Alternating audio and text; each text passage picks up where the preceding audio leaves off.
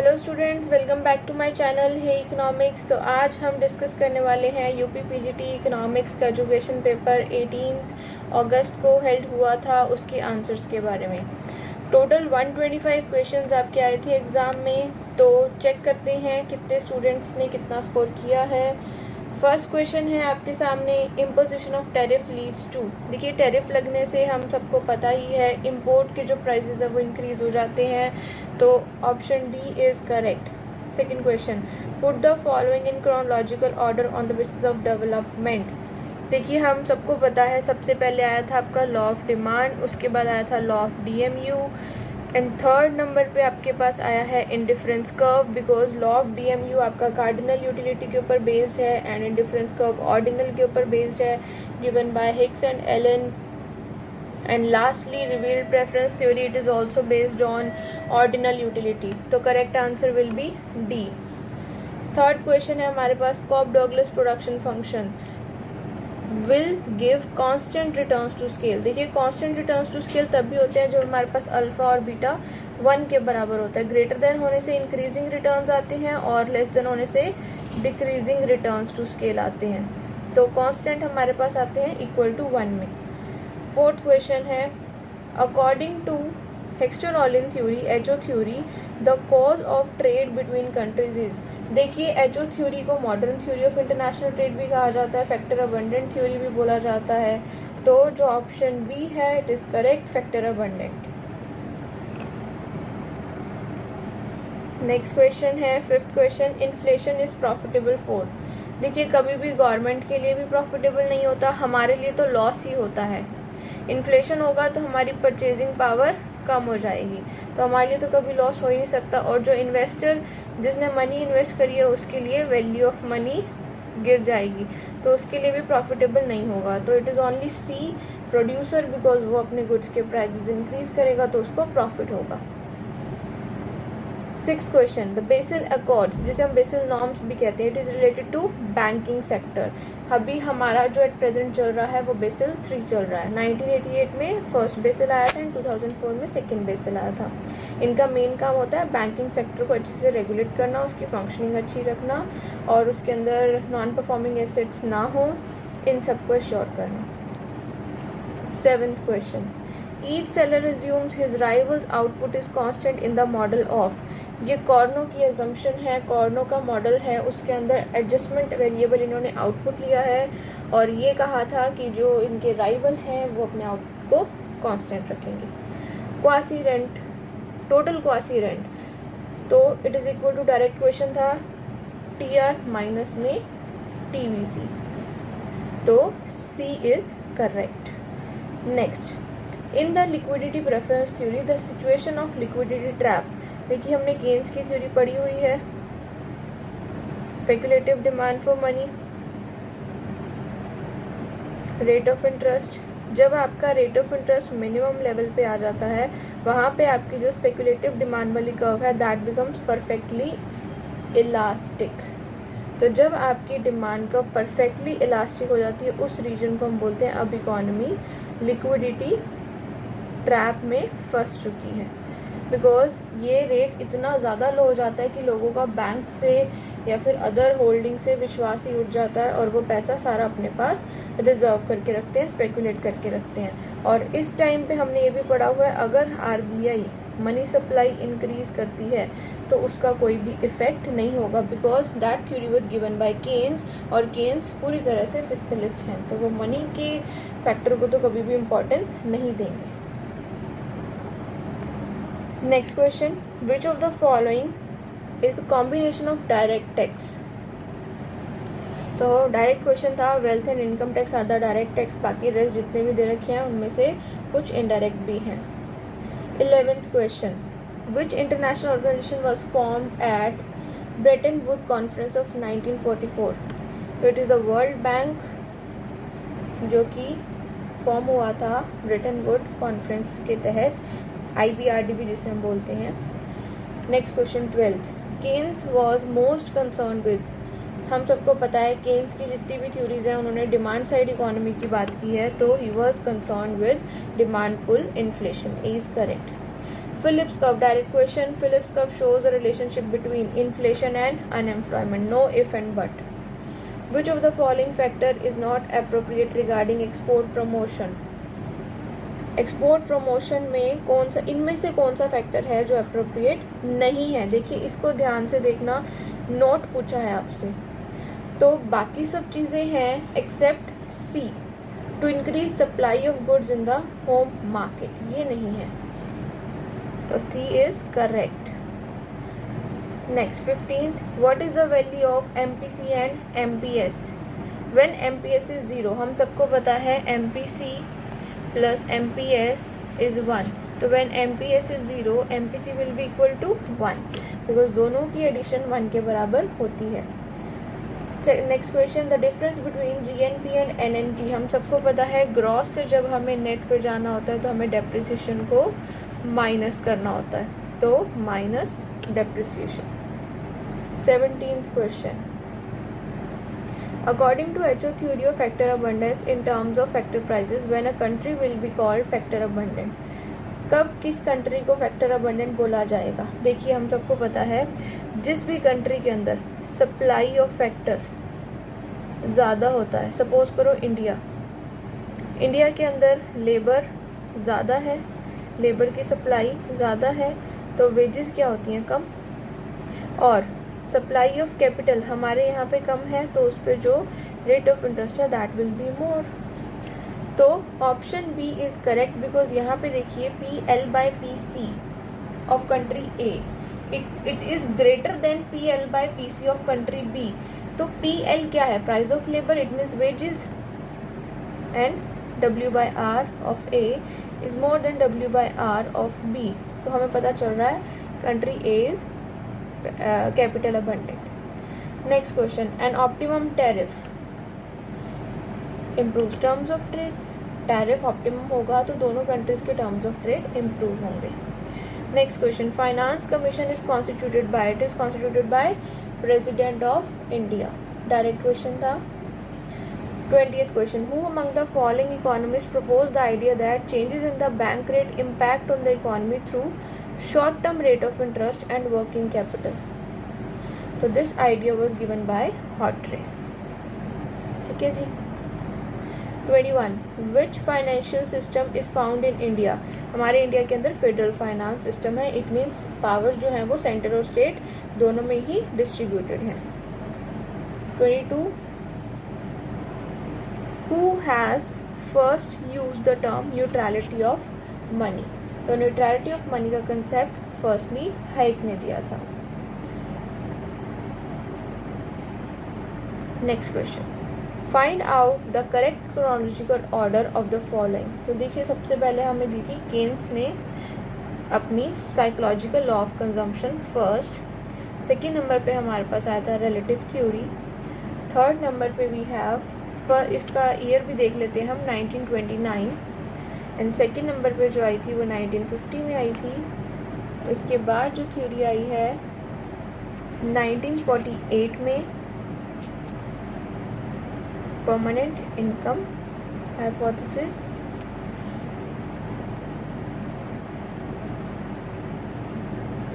And lastly we have life cycle hypothesis 1952। तो C is correct answer. ठीक है जी। Next 24th, reproductive and child health RCH2 was started from. देखिए इन्होंने 2 पूछा है, फर्स्ट नहीं पूछा, तो it was started from April 2005।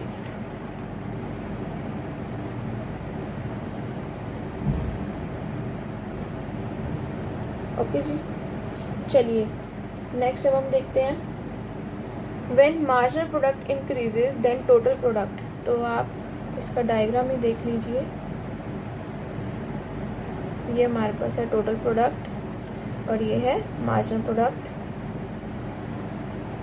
तो इन्होंने पूछा है marginal product increases and then TP. जब भी हमारा एमपी बढ़ता है तो उस केस में हमारा टीपी इंक्रीज होता है, बट किस रेट से? इंक्रीज एट इंक्रीजिंग रेट से। तो यहाँ तक अगर हम चेक करते हैं, इसके बाद ये आता है point of inflation inflection sorry, तो उस टाइम पे आपका MP is maximum. After that TP increase at increasing rate,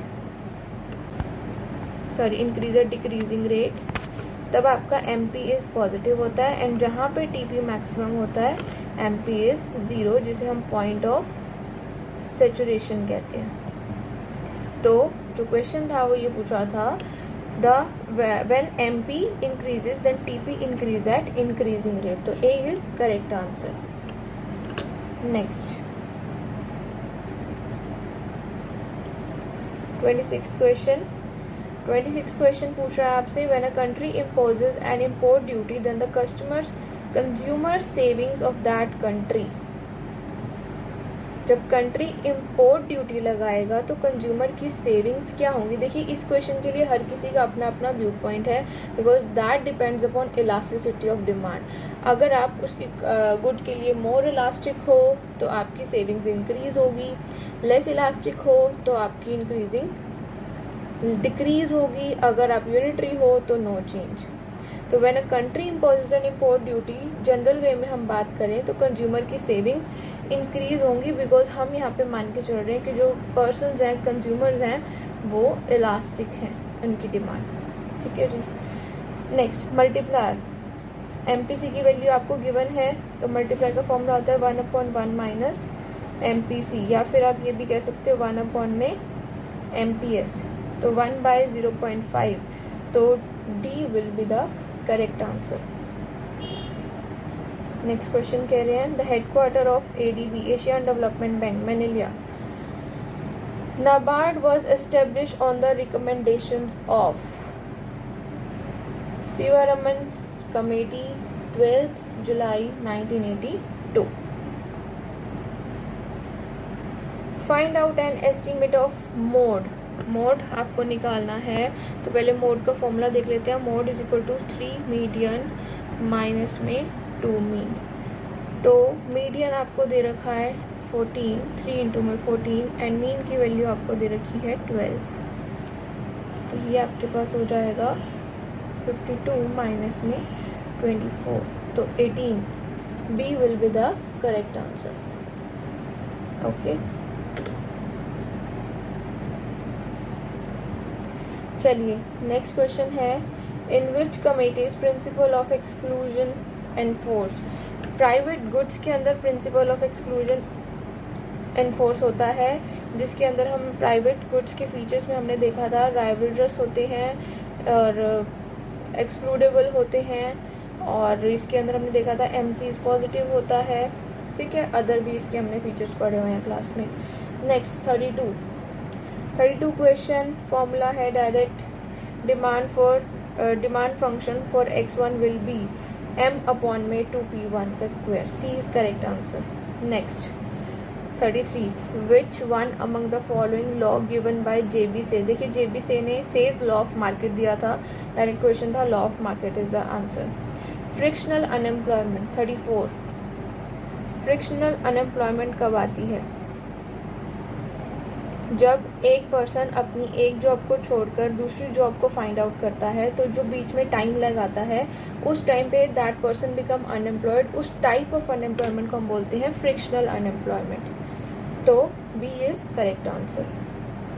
35, elasticity of demand on different point of a demand curve is. Point method हम देखें तो हमने देखा हुआ है पॉइंट मेथड के अंदर हर पॉइंट पे इलास्टिसिटी अलग अलग होती है. यहाँ पे 1 होती है, यहाँ पे ग्रेटर देन 1 होती है, यहाँ पे इन्फिनिटी होती है, लेस देन 1 एंड हेयर 0. तो D is correct. Next, the founder of KCC Kisan credit card among the following prime minister is. तो the answer is Atal Bihari Vajpayee. Telecom regulatory body TRAI. Telecom regulatory authority of India 1997 में form हुई थी. चलिए, which of the following is not institutional source of rural credit. Rural credit का source नहीं है indigenous bank, because they are private bankers. Next 39, which of the following is not an objective of physical policy. Financial institutions को कभी भी physical policy run नहीं करती है, because physical policy was run by the government. Next 40th question, apex institution of finance for agriculture, हम सबको पता है नाबार्ड, तो इसमें तो कोई इफ एंड बट ही नहीं है। द एसिलेटर कोफिशिएंट में बी एक्सप्रेस्ड एज, देखिए हमने किया हुआ है एसिलेटर के कोफिशिएंट 2% दिए हुए हैं, सबसे पहले क्लार्क ने दिया था और फिर हिक्स ने दिया था।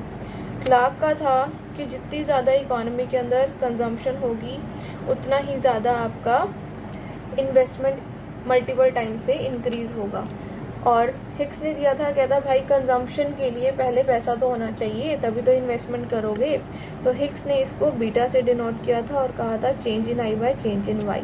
बट हमारे पास यहाँ पे change in I by change in Y नहीं है, इसका अपोजिट है और ये मल्टीप्लायर का है फॉर्मूला। तो आई बाय चेंज इन सी है which was given by Clark, इन्होंने क्लार्क का फॉर्मूला आप लोगों से पूछा हुआ है। ओके जी, नेक्स्ट है 42, continuous substitutability of capital and labour is shown bye.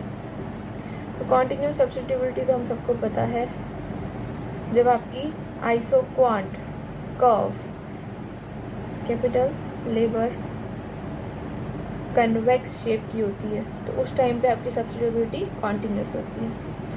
Perfect substitute factors जब होते हैं तो उस टाइम पे आपके पास जो आइसोक्वांट होती है that will be straight line, और जब आपके पास कॉम्प्लीमेंट्री होते हैं तो देन एल शेप आइसोक्वांट। ठीक है, इनकी डिफरेंट शेप्स हैं ये। Next 43rd question, using the following data find out standard deviation. तो स्टैंडर्ड डेविएशन का फॉर्मूला हमारे पास है सिग्मा एक्स का स्क्वायर बाय एन का रूट। तो सिग्मा एक्स का स्क्वायर हमारे पास है बट हमारे पास एन नहीं है, तो हमारे पास ये दोनों चीज़ें तो है ना, तो हम इसमें मीन का फॉर्मूला लगा के एन निकाल सकते हैं। तो एन हमारे पास आ गया 10, तो अब यहाँ पे हम पुट करेंगे 1000 बाय 10, 100 का स्क्वायर रूट, तो 10 विल बी द आंसर, तो D will be the correct answer. Okay जी, तो आपको ये फॉर्मूला अगर पता था तो आप इजीली निकाल सकते हो इसको। Next question 44th, MRT between two goods is defined as।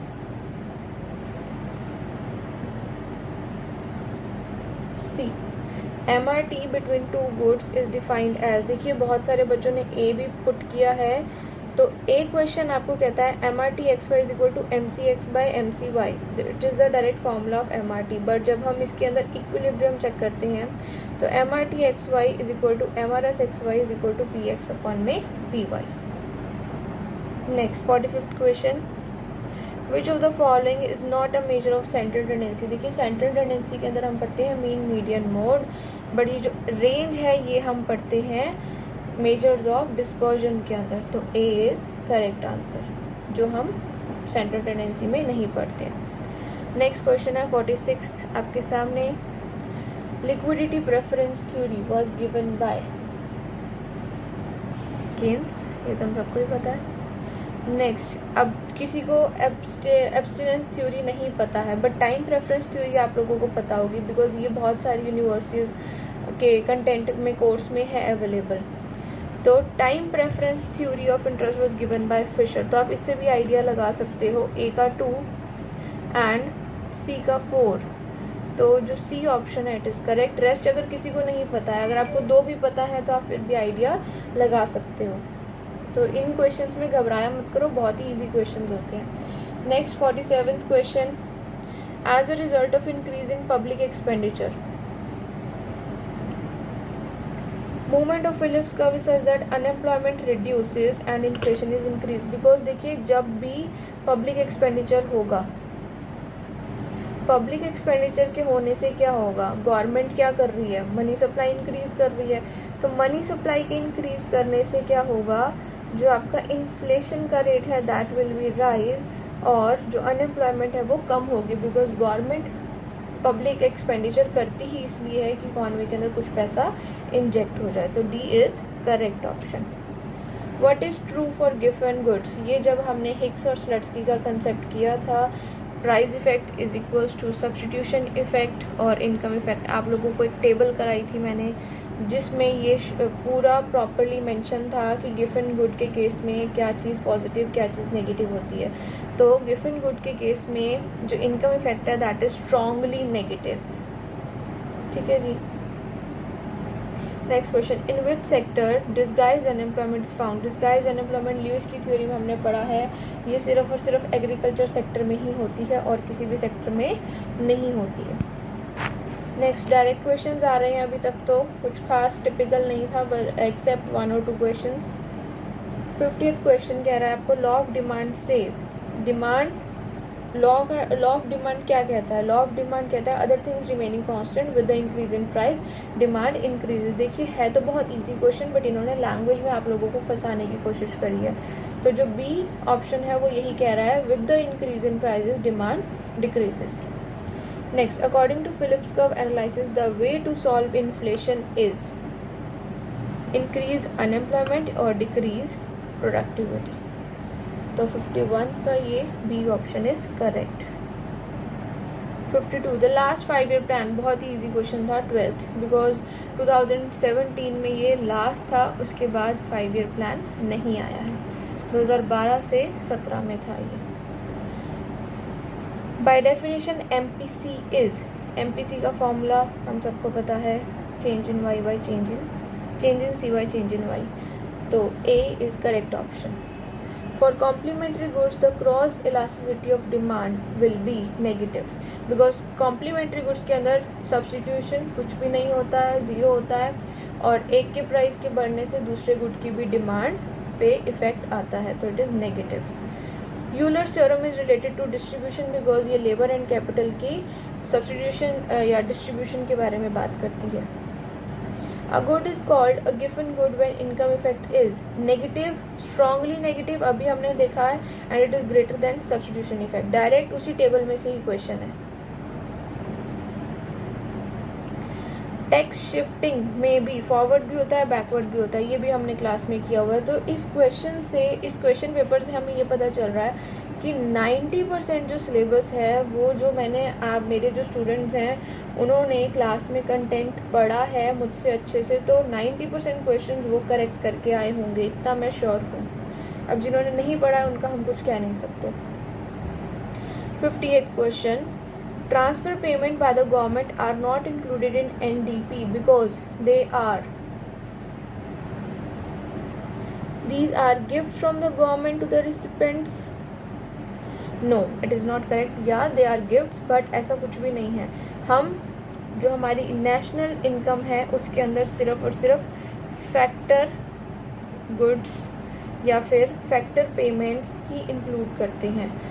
Factor payments not goods, factor payment include करते हैं, ट्रांसफ़र पेमेंट इंक्लूड नहीं करते बिकॉज ट्रांसफ़र पेमेंट से कोई भी प्रोडक्शन नहीं होती है, that's why transfer payment add नहीं होती। हाँ गिफ्ट्स होते हैं, ग्रांट, डोनेशन, स्कॉलरशिप सब कुछ होता है ट्रांसफ़र पेमेंट में, बट उसको करने के लिए कोई एज सच प्रोडक्शन प्रोसेस नहीं हुआ है इकॉनमी में, तो इसलिए ये पेमेंट इंक्लूड नहीं की जाती है। GEM was introduced in HDR from the year 1995, direct question था। अब सिमल्सन का जो मॉडल है, सिमल्सन ने अपने मॉडल के अंदर, पहली बात तो सिमल्सन ने कौन सा मॉडल दिया है, सिमल्सन ने बिजनेस साइकिल का मॉडल दिया है जिसे हम ट्रेड साइकिल भी बोलते हैं। उन्होंने 5 टाइप्स ऑफ साइकिल्स बोले थे, ठीक है, concave, upward rising, perpetual, damped, explosive means increase at increasing rate, constant rate. तो ये 5 टाइप बोले थे। That 5 types of inflation will depend upon these alpha and betas value. तो हमें पूछा है रेगुलर ट्रेड साइकिल किससे आती हैं, तो जो रेगुलर ट्रेड साइकिल है वो आते हैं जब आपका अल्फ़ा 0.5 एंड बीटा 1 के बराबर है। क्वेश्चन अगेन रिपीट हुआ है, Asian development bank मैनिला 62 internal economies arise when, direct question, when firms applies division of labour because internal economies होता है विद इन द फॉर्म या with in the production unit आप जो कुछ चेंजेस कर रहे हो या जिससे आपको हेल्प मिल रही है, पॉजिटिव एक्सटर्नैलिटी आ रही है। प्राइस डिस्क्रिमिनेशन मोनोपली के अंदर ही होता है, मोनोपली का ही फीचर है BD, तो it is possible only when seller is alone, उस बंदे के पास मोनोपली है। क्राइसिल, सिबिल, आइक्रा, ये भी आप सबको पता है क्रेडिट रेटिंग एजेंसी है जो कंपनीज को रेट देती है on the basis of their creditworthiness and assets etcetera. The budget in which its tax, revenue and expenditure are equal, उसे हम बोलते हैं बैलेंस बजट, बिकॉज हमारा रेवेन्यू एंड एक्सपेंडिचर दोनों ही बराबर है। Cross elasticity of demand, direct question है। 66th क्वेश्चन आपके सामने। तो चेंज इन Q1, बिकॉज देखिए क्रॉस इलास्टिसिटी का होता है प्रोपोर्शनेट चेंज या फिर percentage change in good Y divided by percentage change in good X। तो एक गुड के प्राइस में चेंज होने से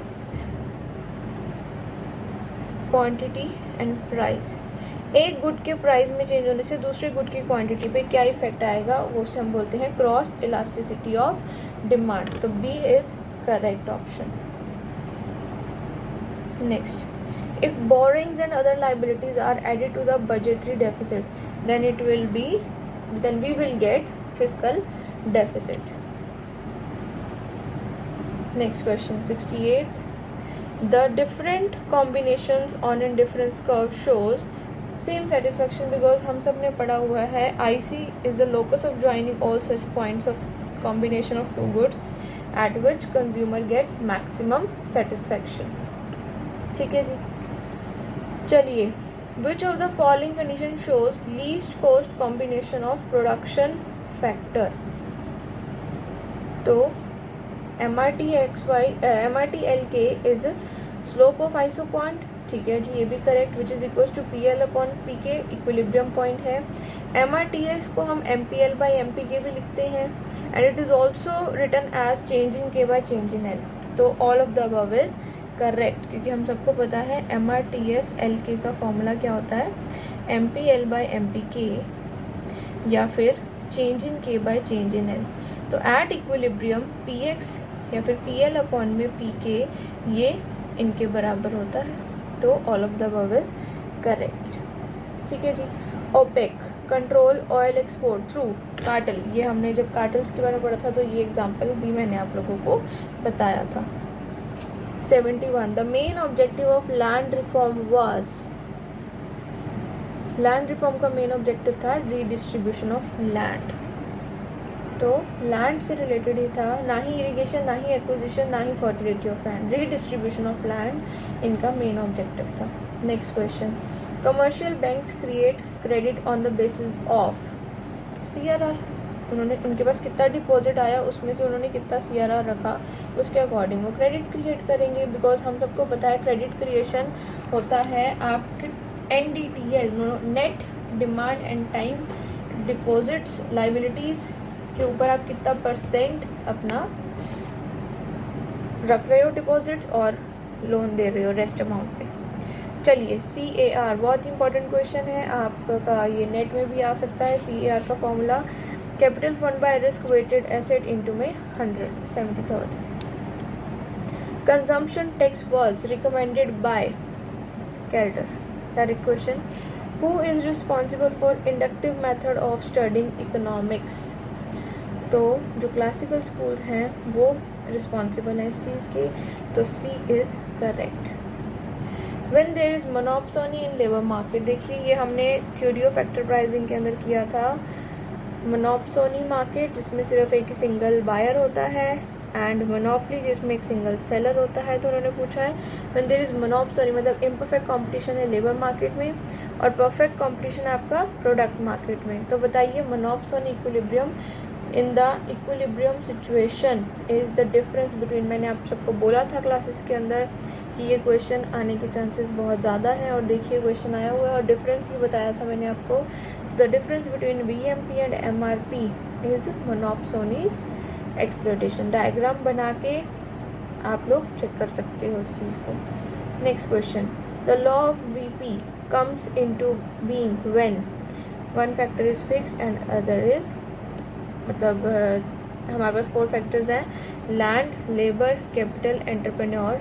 तो हम रेस्ट फैक्टर्स को फिक्स मानते हैं और एक ही फैक्टर को वेरिएबल मानते हैं। तो जो लॉ वीपी है वो कब फोर्स में आता है, जब हमारे पास फिक्स फैक्टर भी होते हैं और वेरिएबल फैक्टर भी होते हैं। In a dual model, 2 gap model growth and development planning का क्वेश्चन है। 2 गैप कौन कौन से हैं, saving gap and foreign exchange gap. और इस गैप को हम फिल कैसे कर सकते हैं, फॉरेन एड, ये भी पूछ सकते थे आपसे। तो फॉरेन एड इसका आंसर है कि इन दोनों गैप को फिल किया जा सकता है, और that model was given by Hollis Chenery, ये भी आपसे पूछ सकते थे। For speculative motive demand for money depends upon rate of interest, direct question है, बिकॉज जो रेस्ट 2 है transitory and precautionary, that depends upon level of income. Which of these is not an objective of monetary policy? तो monetary policy money की बात करती है, price stability करती है, एक्सचेंज रेट करती है, बट रिसोर्स मोबिलाइजेशन करना मॉनेटरी पॉलिसी का ऑब्जेक्टिव नहीं है। तो डी इज करेक्ट। इन्होंने नॉट पूछा है, तो नॉट वाले क्वेश्चन को थोड़ा ध्यान से देखना। चलिए नेक्स्ट क्वेश्चन है हमारे पास, equilibrium is a condition when a consumer get maximum satisfaction, maximum profit from maximum output. तो all of the above is correct. Opportunity cost theory of Haberler, full specialization occurs when? तो Haberler की opportunity cost theory के अंदर हमने पढ़ा हुआ है full specialization तभी होती है जब PPC satisfy constant opportunity cost, because वहाँ पे आपके जो factors होते हैं वो fully utilize होते हैं and it leads to optimum utilisation of resources, और आपकी जो कॉस्ट है वो कांस्टेंट आती है, opportunity cost. VKRV Rao is associated with national income. Which of them is not a type of equilibrium? 84th। तो इक्विलिब्रियम न्यूट्रल भी होता है, स्टेबल भी होता है, प्रोबेबल भी होता है, अनस्टेबल कभी भी नहीं। अगर अनस्टेबल ही हो गया तो वो इक्विलिब्रियम क्या हुआ? तो C is incorrect. Next 85th, the degree of monopoly power can be measured by, ये आपका जो मोनोपोली पावर का कंसेप्ट है AP लर्नर ने दिया हुआ है, उसका क्वेश्चन है। P माइनस में MC अपॉन में P, डायरेक्ट फॉर्मूला ये आपसे पूछा है। और मार्कअप भी आपसे पूछ सकते थे, मार्कअप क्या होता है? P माइनस में MC को हम बोलते हैं मार्कअप, डिवाइड में P नहीं आता है तब। Next question 86th, important features of statistical data is, statistics are numerically expressed, yes. Aggregates of facts, it is also correct. Collected by estimation, it is also correct. So D, all of the above is correct. Next 87th, public expenditure is used as a compensatory expenditure in, so it is used as a compensatory expenditure in the period of depression. Next principle of kinked demand का was introduced by Paul Sweezy, oligopoly के अंदर करा हुआ है हमने बहुत बार। 89th, which of the following theory of wages was propounded by professor Walker? तो theory of wages factor pricing theory का टॉपिक है ये आपका। तो जो थ्योरी है थ्योरी ऑफ वेजेस जो प्रोफेसर वॉकर ने दी है वो है आपके पास residual claimant theory, D. Next, who is benefited during money inflation? Money inflation से कौन बेनिफिट होगा? बोरोअर, बिकॉज उसने जो पैसा लिया होगा उसकी अब वैल्यू कम हो जाएगी और उसको अब कम पैसे देने पड़ेंगे। Next, word potential surprise is related to which theory? It is related to profit theory. Next, GCF was establish in Cancun summit 2010, but though thought of it begin in, इसका थॉट कब आया था? इसका थॉट आया था हमें कैंकन summit 2009 के अंदर। तो अगर किसी को नहीं भी पता था तो 2010 में सबमिट हुआ, तो उससे 1 साल पहले का तुक्का भी लगा सकते थे। 93rd, one of the instrument of quantitative control is, quantitative control पूछा है आपसे, क्रेडिट कंट्रोल। तो जो मॉरल प्रेशर है it is qualitative, regulation of consumer credit also qualitative, publicity is also, ये तीनों जो है वो क्वालिटेटिव टूल है, बट जो बैंक रेट है इट इज़ क्वांटिटेटिव। क्वांटिटेटिव के अंदर आते कौन से हैं? BR, CRR, cash reserve ratio, repo rate, reverse repo rate, स्टेटरी liquidity rate, तो ये सब क्वांटिटेटिव टूल्स के अंदर आते हैं। चलिए 94th, in India the highest share in power generation is thermal. आज भी 60% हमारा जो पावर जनरेशन है वो थर्मल पावर प्लांट से होता है। Next question, according to Dalton which form of taxable capacity is used. Relative taxable capacity use की गई थी डेल्टन के द्वारा। In economics problem of choice arises because हमारे पास रिसोर्सेज लिमिटेड हैं और उनके ऑल्टरनेटिव यूजेस भी हैं, वांट्स अनलिमिटेड हैं तो रिसोर्सेज के ऑल्टरनेटिव यूजेस हैं, that's why problem of choice आती है। तो C is correct. 97 trade cycle is purely monetary phenomena, this concept the statement belongs to R G. Hawtrey. अभी हमने पीछे किया था मॉनेटरी वाला, न्यूट्रलिटी ऑफ मनी वाला concept. 98 match the following again, relative income hypothesis was given by Duesenberry और purchasing power parity theory Joseph Cassel, international trade का topic है। नेक्स्ट वी हैव, अगर आपको और नहीं पता है तो आप तुक्का भी लगा के देख सकती हैं, ए का 2, ठीक है जी, और डी का 3। तो हमारे पास यहाँ पे मिला ए का 2 एंड डी का 3, तो हम इससे ये दोनों आइडिया भी लगा सकते हैं। वैसे नायरू का जो कंसेप्ट है वो मिल्टन फ्रीडमैन ने दिया था। इसमें हम non accelerating inflation rate of unemployment check करते हैं। 3 केसेस होते हैं, जब आपका इन्फ्लेशन रेट ज़्यादा होता है, नेचुरल अनएम्प्लॉयमेंट का जो रेट है वो ज़्यादा होता है नेचुरल रेट से, तो इन्फ्लेशन एक्सेलरेट होता है। Unemployment is less than natural rate, तो इन्फ्लेशन डिसेलरेट होता है। और जब दोनों बराबर होते हैं तो इन्फ्लेशन नॉन एक्सेलरेटिंग होता है। तो ये कंसेप्ट हमें मिल्टन फ्रीडमैन ने दिया है। Next question 99 which of the following is not true for CDPF। तो कॉब डॉगलस के लिए क्या ट्रू नहीं है, ये तो ट्रू है। कांस्टेंट टर्म्स भी ये लॉन्ग रन में बताता है। यूलर थ्योरम भी इसी से सेटिस्फाई की जाती है, बिकॉज देखिए डिस्ट्रीब्यूशन की बात करती है यूलर थ्योरम भी, बट इलास्टिसिटी ऑफ सब्स्टिट्यूशन वो 1 ही बताता है CDPF। तो डी इज़ नॉट करेक्ट, वो ग्रेटर देन कभी भी नहीं बताता, 1 बताता है। 100th question, R.N. Malhotra committee gave recommendation in the field of insurance. Indian economy का question. Next 101 demography transition theory means, population economics का टॉपिक है आपका।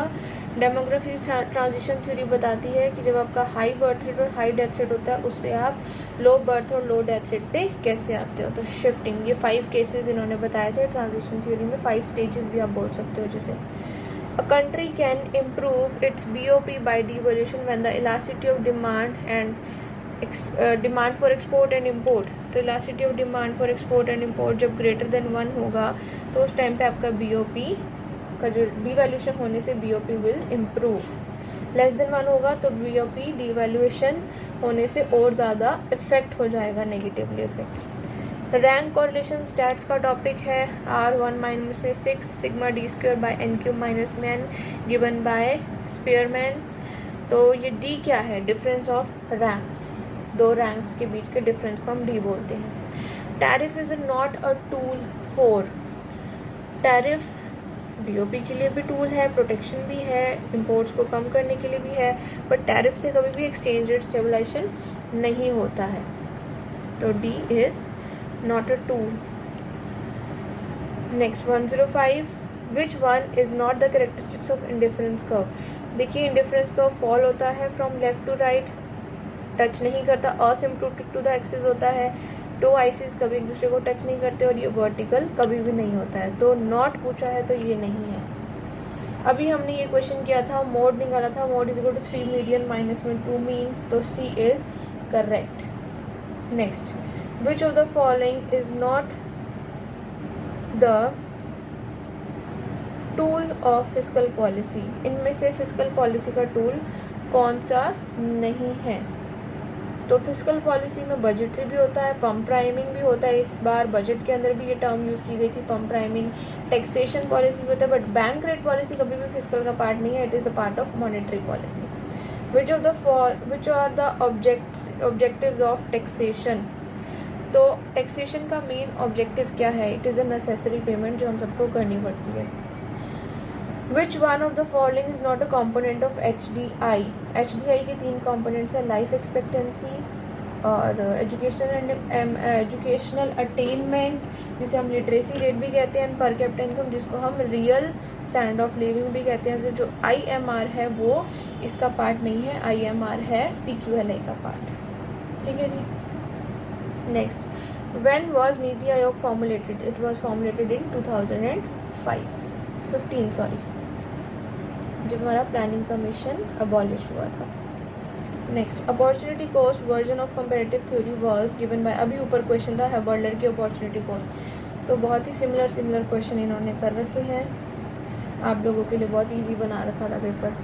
इन which market forms MR is equals to price? ये परफेक्ट कॉम्पिटिशन के अंदर होता है, जो प्राइस है वो AR और MR के बराबर होता है। An increase in money supply leads to, money supply के इंक्रीज होने से जो LM कर्व है that shift to the rightward, LM dash, तो D is correct. Which is the year of great divide? बहुत सारे पेपर में ये क्वेश्चन आया हुआ है, पॉपुलेशन थ्योरी का पार्ट है, तो इट वाज इन 1921, इसे हम ईयर ऑफ ग्रेट डिवाइड कहते हैं। By which of the broad money is measured at? It is the M3 is the broad money. Next 116, open market operation refers to? देखिए open market operation में क्या होता है, हम purchase and sale of government securities करते हैं, तो C is the correct answer. ठीक है जी।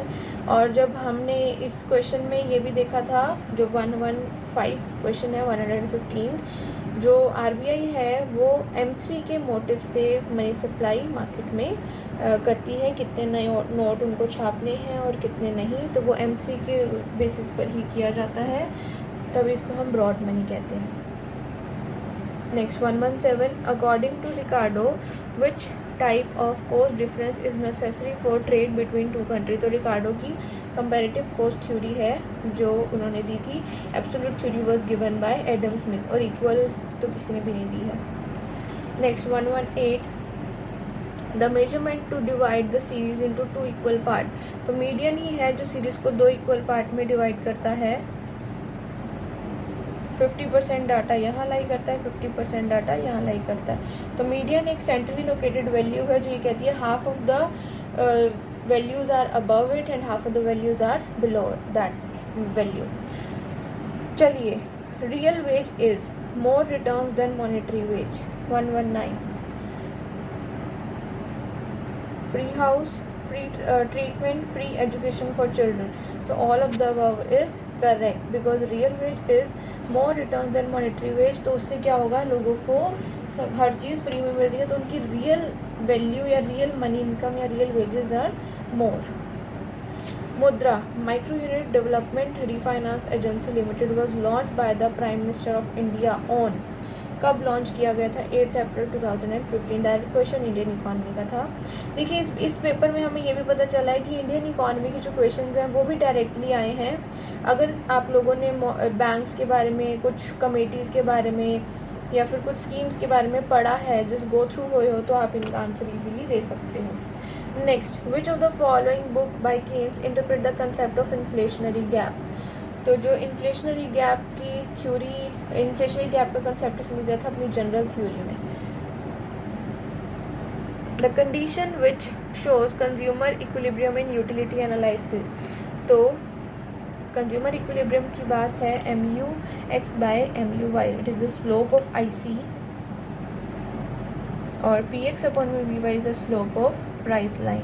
तो जहाँ पे दोनों इक्विलिब्रियम होंगे वहाँ पे कंज्यूमर की इक्विलिब्रियम होगा। तो ये कंडीशन है कंज्यूमर इक्विलिब्रियम की। डायरेक्ट क्वेश्चन था। Propounder of comparative cost theory, advantage theory, अभी ऊपर भी ये क्वेश्चन हमने किया है। The theory was given by Ricardo, comparative cost theory. Which theory is examined by Leontief paradox?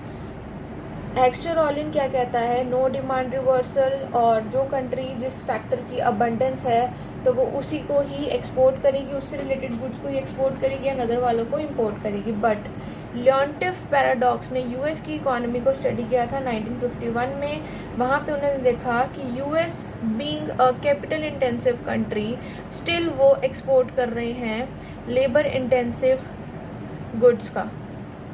तो ये चीज़ हेक्स्टर-ओलिन की थ्योरी की गलत इन्होंने प्रूव करी और वहाँ पे लियोन्टिफ ने अपना पैराडॉक्स दिया था। तो सी इज़ करेक्ट। ठीक है जी। नेक्स्ट क्वेश्चन है एग्रीगेट डिमांड का स्टार्ट्स फ्रॉम। कभी भी एग्रीगेट डिमांड का ओरिजिन से स्टार्ट नहीं होती because AD is equal to C plus I. तो जो हमारी कंजम्पशन होती है वो कुछ ना कुछ तो होती ही है, और इन्वेस्टमेंट को अगर हम ऑटोनॉमस भी लेते हैं तो वो भी ज़ीरो से स्टार्ट नहीं होती। तो how can AD start from the origin? तो इसीलिए point above the origin, C is correct. So this was about your question paper. तो आई होप इन सब आंसर से आप लोगों को अपना आइडिया लग जाएगा कि कौन कितना स्कोर कर रहा है, कौन कितने पानी में है। तो जब मेरिट लिस्ट आएगी तो उसमें हम चेक करेंगे कितने स्टूडेंट्स ने अपनी जो एस्टिमेशन लगाई थी वो उनकी सही हुई है। तो थैंक यू सो मच। मिलते हैं हम फिर नेक्स्ट वीडियो में with new topic. Till then take care.